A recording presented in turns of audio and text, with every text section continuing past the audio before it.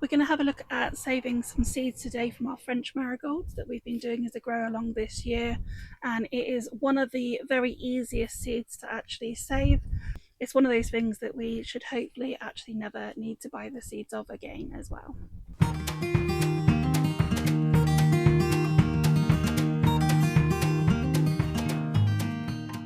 The marigolds have actually done really well, especially this particular plant here that's now getting sort of 2.5 foot tall probably, and they have all bloomed really well all summer. So now is a great opportunity for us to actually start saving some seeds. So we want to do this from the plants that have really thrived. So I'd be looking at doing it from this one that is absolutely huge. The one down here, I probably won't save any seeds from this one. It's a little bit smaller, it struggled a little bit more than some of the other ones, but all of the rest have actually done really well. So you can see that I have left some of these flowers on. I've actually only deadheaded it once in all honesty, and then I've just been really lazy. So I'm going to collect some of the seeds today and then deadhead it. And this will actually then allow the plant to continue growing right up until we have our first frost. So as the flowers become spent, they bend over like this, and you can see they're quite dry. So the one next to it here is still slightly green, so that one's not quite ready, but it's just bent over then, so it'll be ready very soon. And these ones here are perfect, so we're just gonna pop that one off. I'm just gonna collect a few that are looking like that, and then we will have a look at what to do with them next.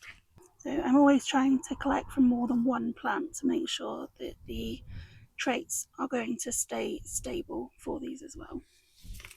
Once we've collected the marigolds, we're just going to very gently remove these flowers from the top.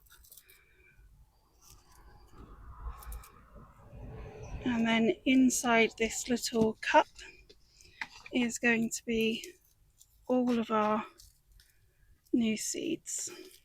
And each one has got at least probably 100. You're just going to pop those into a tray, and you can see how we shouldn't need to buy any more for some time. So that's currently 3 seed heads in there. So once you've got your selection of seeds, just try and break them up a little bit.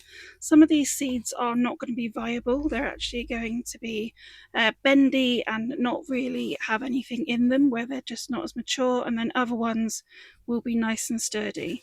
The next thing that we want to do with these is dry them, and they are just going to be left on the side for a couple of days just to make sure there's no more moisture in them, and then they can go into a glass jar.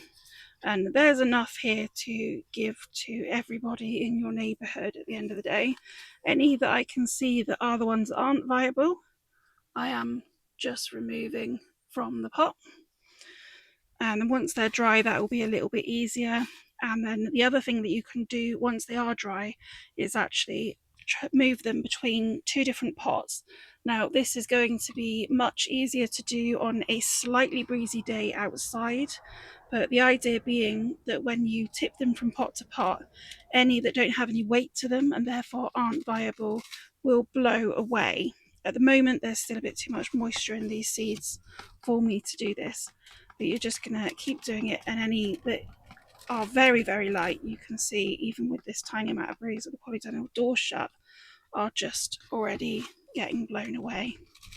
And then another option, which is probably the easier option, is just to take the seeds that we have and actually sow them thickly in one tray and then prick them out once they have germinated. And then any that are not suitable for germination will just rot in the compost and they'll be absolutely fine. Don't forget that any of your seeds that are F1 varieties are not suitable for seed saving, so it wants to be an open pollinated variety like the ones that we have grown in this grow along. This of course is the end of the grow along now, and the next time that we'll be sowing these again is in spring, and I hope you'll now feel confident in order to do that and not need to rely on the garden centres and nurseries, and to be able to keep your supply going over the next few years. I'd be really grateful to hear how your grow along has gone, whether or not your plants did well, whether you've managed to save seeds, and I'd love to see photos as well. And if you could like, share, comment and save any of the posts, that would really help us reach other gardeners as well.